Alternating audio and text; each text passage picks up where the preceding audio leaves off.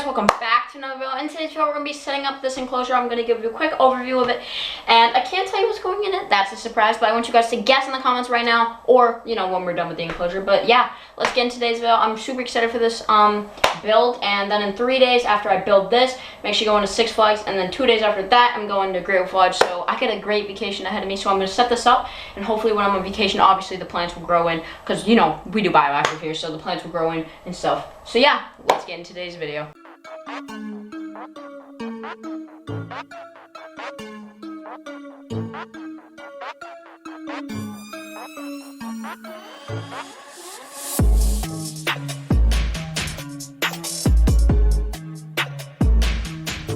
So here is the enclosure. Now you may notice there's no lid. That is because this is the lid. I will pick it up and show you guys. It is a very heavy lid. So you guys can see right here. It kind of goes on like a house. So that sits on top of the tank, kind of like a house.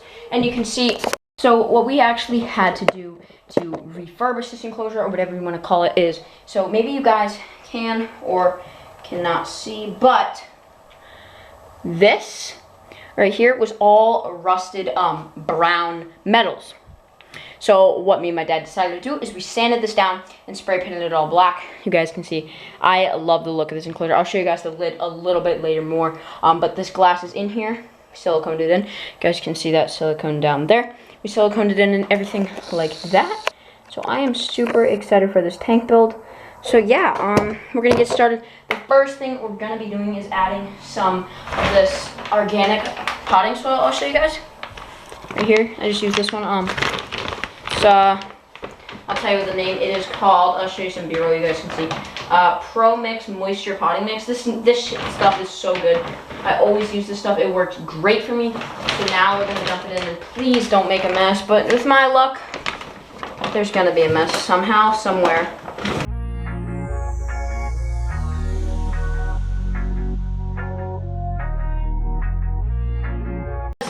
The animal I'm getting likes to burrow, and it's not a climbing species. Therefore, if we used any other type of substrate, like a drainage layer, it would burrow right into the drainage layer, even if there was mesh there, which obviously is not the best for the animal to, you know, be going in drainage layers and stuff. So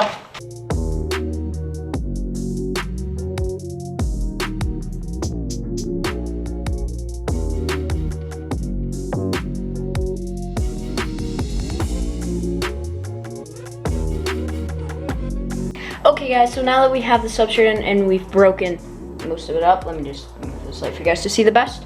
Now that we have the substrate in, hope you guys see, can you see that? There you go. Now that we got the substrate in, we are going to be looking at our hardscape, because I like to do hardscape first. Now I do have some of this moss that I want to mix in, but I don't want to put too much in, because I obviously want to save some for the top layer. So I'm going to just grab some of this moss right here. You guys can see it's just tree moss. It's actually the Exoterra, it's like a brick that you soak of just moss. It's actually really nice. So yeah, I just like to break that up and mix that in, obviously.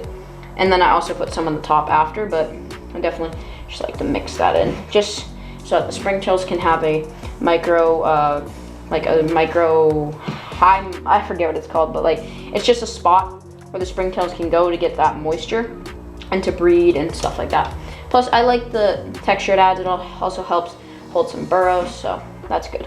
Since we don't have too much substrate in here, we're going to be doing stuff like pothos, and I have a Dracaena that I might put in here, but nothing too much. And I haven't got the water dish yet, but again, I just wanted to get the plants in here before I go on vacation so they can start growing and start getting established before I add this animal in. Yeah, we're just gonna, there you go. And you can see now that we got the moss in, the next thing we're going to do is look at our hardscape. So I have some of these nice branches I will show. So first one we got is this branch right here. I collected it from outside, sanitized it. I'm gonna put that back in the ground. Next one, we have these two long branches that we'd have to break up, obviously. Let's see. So yeah, I'm gonna play around with this scape real quick, and I'll catch you guys in a second.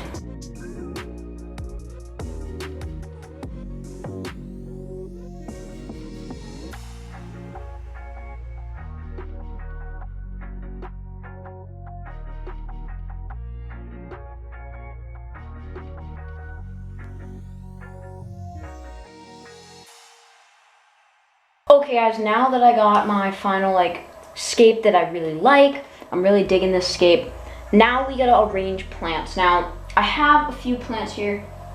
Got this big Dracaena here that I really like the look of. Definitely might use that. Not sure, I don't know why I said definitely, but this big pothos. So I think I'm definitely gonna either use this or the Dracaena, one or the other, because that pothos is huge. And then we have this other Dracaena, different type though, you guys can see. So recently I've been doing a lot of research on these animals, and that's why I have the sticks the way they are. They like to hide under some sticks with the moist and like some moss. So I'm gonna put some moss on top of the sticks to add some moisture and stuff. But yeah, these animals love to burrow. They don't really climb like at all. They're kind of lazy.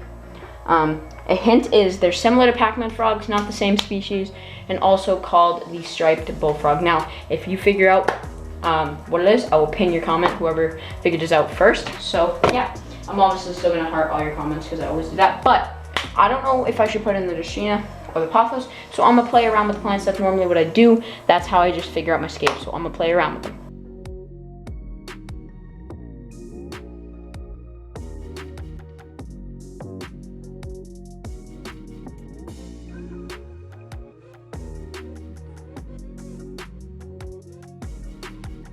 Okay guys, so I made up my mind. This is gonna be the only plant I'm gonna be putting in this tank. I just really want it to just take over and go wild. I already have a pothos in Penelope's tank, which is my other frog, and they're doing it. It's just doing so good. So I'm gonna definitely put the other, I'm not gonna put any other plants in there. I will use the Dracaena another time, once it grows a bit more, along with both Dracaenas actually, but I will use them another time. I'm probably gonna add this last stick somewhere. So yeah, I also have this really cool house that I'm gonna show you that I might add. I actually have this little pot that I might add in the back somewhere as like a nice little hiding spot for the frog. So I'm definitely gonna see if I can maybe fit it like back here and then cover it with some moss. I feel like that'd definitely be just a really cool like just spot for him to just chill. I'm gonna definitely put some moss in there.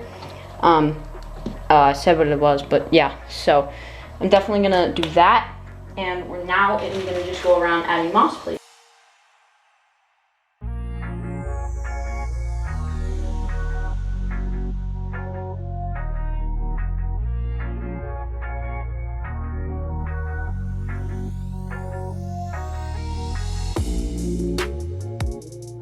Okay guys, so here is the finished product. As you guys can see, I really just love it. You can see that big pothos plant in there, and you can see that little pot I added in the back for a house. And now I really like this trick. I've never tried it.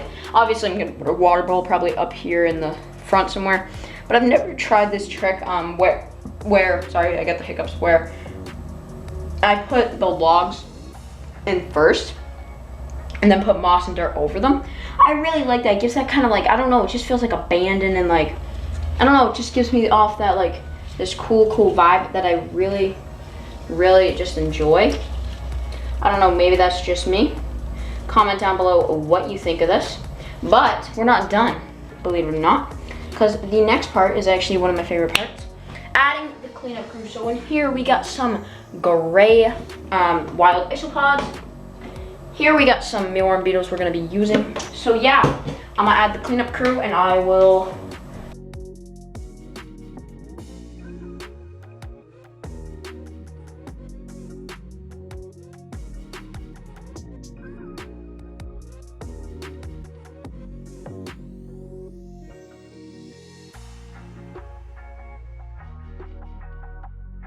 So now that we added the isopods, we're also gonna be adding some of these mealworms.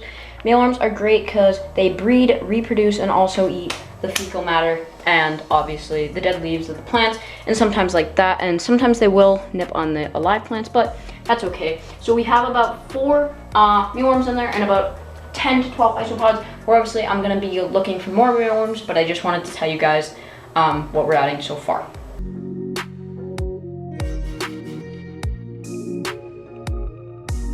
Okay guys, so now that we have added our cleanup crew, We've added the moss, we've added the plants, we've added our cleanup crew.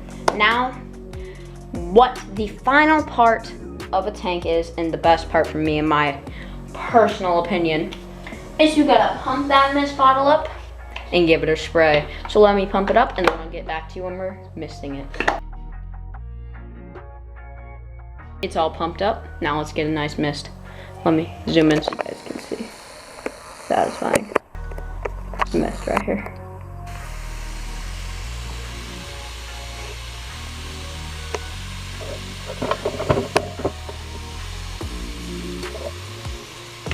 Guys can see, you just want to get it nice and wet, get those moss wet, get the dirt wet, get the isopods wet, get the plants in there, get the cleanup crew all established. If you have a water bowl, obviously fill it, but like I said, after vacation is when I'm getting the animal, so I'll be getting it then. Doesn't make sense to have it in here right now. So we're just gonna give it a nice